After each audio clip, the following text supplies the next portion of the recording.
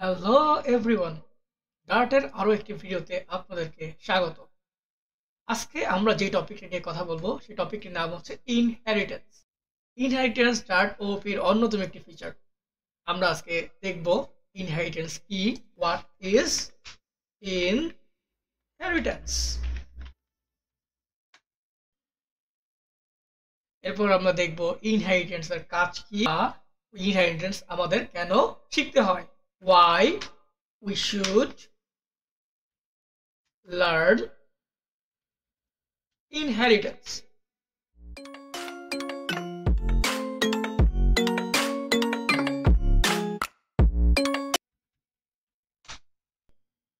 প্রথমেই জানা যাক ইনহেরিটেন্স কি। এটার জন্য আমি ছোট্ট একটি ডক রেডি করেছি। এখান থেকে আসলে আমরা দেখি ইনহেরিটেন্স কি। ইনহেরিটেন্স হচ্ছে এমন একটি কনসেপ্ট যেখানে একটি সাব ক্লাস একটি সুপার ক্লাসের যত বৈশিষ্ট্য এবং মেথড আছে সবগুলো এক্সেস করতে হেল্প করে। এর মাধ্যমে কোডের রিইউজিবিলিটি বাড়ে। এর পাশাপাশি কোডকে মেইনটেনেন্স করা অনেক বেশি সোজা হয়ে যায়। প্রথমেই আমরা একটি অ্যানিমেল নামে ক্লাস তৈরি করেছি। এখানে অ্যানিমেল ক্লাসটি হচ্ছে আমাদের বেস ক্লাস বা সুপার ক্লাস। প্রথমেই চিন্তা করি অ্যানিমেল আসলে কি করে। মোটামুটি সব রকম অ্যানিমেলই কি করে, বিভিন্ন রকম খাবার খায় এবং সব রকম অ্যানিমেলই ঘুমায়। এখন আমরা একটা অ্যানিমেলের কথা চিন্তা করি, যেমন ডগ। ডগ কি করে? খায়, অবভিয়াসলি সে খায়। ডগ কি ঘুমায়? অবভিয়াসলি সে ঘুমায়। এখন আমি আরেকটা অ্যানিমেল কথা চিন্তা করি, সেটা হচ্ছে ক্যাট। ক্যাট কি করে? খাওয়া দাওয়া করতে পারে, হ্যাঁ অবভিয়াসলি খাওয়া দাওয়া করে। সে কি ঘুমায়? অবভিয়াসলি সে ঘুমায়। এখন আমি যদি ডগের জন্য আলাদা ফিচার বানাই এবং ক্যাটের জন্য আলাদা ফিচার বানাই, এভাবে যদি অনেক অনেক অ্যানিমেল নিয়ে আমি কাজ করি, সবার জন্য আলাদা ফিচার বানাই, তাহলে কি হয়ে যাবে? আমাদের কোডটা অনেক বেশি বড় হয়ে যাবে, অনেক কমপ্লেক্স হয়ে যাবে। আহ, তাহলে আমাদের কোডটা হয়ে যাবে স্প্যাগেটি কোড। এই স্প্যাগেটি কোডকে বা এই কোডের কমপ্লেক্সিটি কমানোর জন্য বা কম পরিমাণে কোড লেখার জন্য অথবা কোডকে বারবার ব্যবহার বা রিইউজ করার জন্য আমরা সাধারণত ইনহেরিটেন্স ব্যবহার করে থাকি। আই থিঙ্ক এখন এতক্ষণে আপনারা অবভিয়াসলি বুঝে গেছেন যে ইনহেরিটেন্স কি। এখন যদি আরো একটু সোজা করে বলি ইনহেরিটেন্স কি, ইনহেরিটেন্স হচ্ছে এমন একটি ফিচার যার মাধ্যমে আমরা করতে পারি কি, যে কোডকে বারবার বারবার একই কোডকে না লিখে একবার লিখে সেই ফিচারটাই বারবার বারবার বিভিন্ন ক্লাসে ব্যবহার করা। যখন আমরা থিওরি নিয়ে পড়াশোনা করি তখন আমরা খুব ইজিলি বুঝে যাই, যখন এটাকে কোডে কনভার্ট করতে যাই তখনই আমাদের সমস্যা হয়। আশা করি আপনাদের এই সমস্যার হবে না। চলুন দেখি আসলে ইনহেরিটেন্স কি এবং এটা ডার্টে কিভাবে লিখতে হয়। প্রথমেই আমরা একটি ক্লাস ক্রিয়েট করেছি যার নাম হচ্ছে অ্যানিমেল। এর মধ্যে এমন কোন রকেট সায়েন্স ব্যবহার করি। সিম্পলি আমি দুটি মেথড ক্রিয়েট করেছি, একটি হচ্ছে ইট এবং আরেকটি হচ্ছে স্লিপ। এখন কেমন হতো যে আমি যদি এইগুলাকেই বারবার ব্যবহার করতে পারতাম এবং মডিফাই করতে পারতাম, তাহলে খুব মজা হতো না? এখানে আমাদের এই অ্যানিমেল ক্লাসটি হচ্ছে একটি সুপার ক্লাস বা বেস ক্লাস বা প্যারেন্ট ক্লাস। কেন আমরা এটাকে সুপার ক্লাস বা বেস ক্লাস বা প্যারেন্ট ক্লাস বলছি? কারণ এইটার ফিচার গুলা অন্য অন্য যে ক্লাস আছে তারা ব্যবহার করতে পারবে। এরপর আমরা আরো একটি ক্লাস তৈরি করেছি যার নাম দিয়েছি ডগ। কিন্তু একটা ছোট্ট জিনিস দেখেন, এই ক্লাসটা আর এই ক্লাসের মধ্যে একটা ছোট্ট ডিফারেন্স আছে। কি ডিফারেন্স আছে ভাই?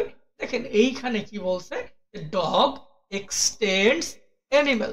এক্সটেন্স মানে কি ভাই? এক্সটেন্স মানে হচ্ছে আমি এই অ্যানিমেল ক্লাসের যত রকম মেথড বলেন, যত রকম ভ্যারিয়েবল বলেন, সব কিছুর অ্যাক্সেস একে দিয়ে দিচ্ছি। অ্যাক্সেস বললে কথাটা ভুল হতে পারে, অ্যাকচুয়ালি আমি বলতেছি যে ওর যতগুলো ফিচার আছে আমি চাইলে সেগুলো ডগে ব্যবহার করতে পারবো। এখন একটু কঠিন লাগলেও একটু পরে এটা সোজা হয়ে যাবে। তো আমরা এই ডগ ক্লাসের মধ্যে কি করলাম, সিম্পলি বার্ক নামে আরো একটি ফাংশন ক্রিয়েট করলাম।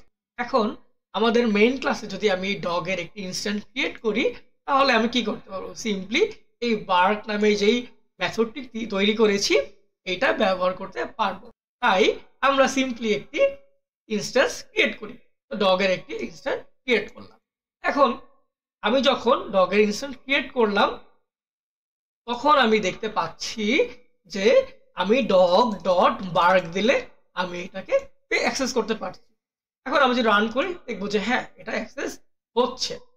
তো দেখুন এই যে আমরা লিখেছিলাম ডগ ইজ বার্কিং, এটা এখানে প্রিন্ট হয়েছে, কোনো প্রবলেম নাই। তো আমি কি ডগের মধ্যে ইট বা স্লিপ নামে কোনো মেথড লিখেছি? না, আমি কোনো মেথড লিখিনি। তারপরে যদি আমরা রান এগুলোকে কমেন্ট আউট করি এবং রান করার চেষ্টা করি তাহলে দেখবো যে animal is barking, sorry animal is eating, animal is sleep, animal is sleeping, এই মেথডগুলো অ্যাক্সেস করতে পারছি। কিন্তু ভাই আমি তো এগুলো লিখিনি, তাহলে কিভাবে অ্যাক্সেস করতে পারছি? এটাই হচ্ছে ইনহেরিটেন্সের জাদু। কিভাবে ভাই দেখি। আমরা এই animal is eating, animal is sleeping এই মেথডগুলা বা এই প্রিন্টগুলা কোথায় করেছিলাম? আমরা অ্যানিমেল ক্লাসে করেছিলাম।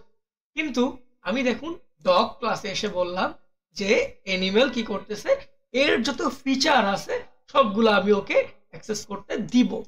তার মানে আমি এই মেথডগুলো এই ডগ ক্লাসে না লিখলেও আমি দেখতেছি যে এই যে মেথডগুলো সেগুলো অটোমেটিকলি আমি এখানে পেয়ে যাচ্ছি।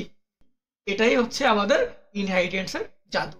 আশা করি আপনারা এই ভিডিও দেখে ইনহেরিটেন্স ইজিলি বুঝে যাবেন।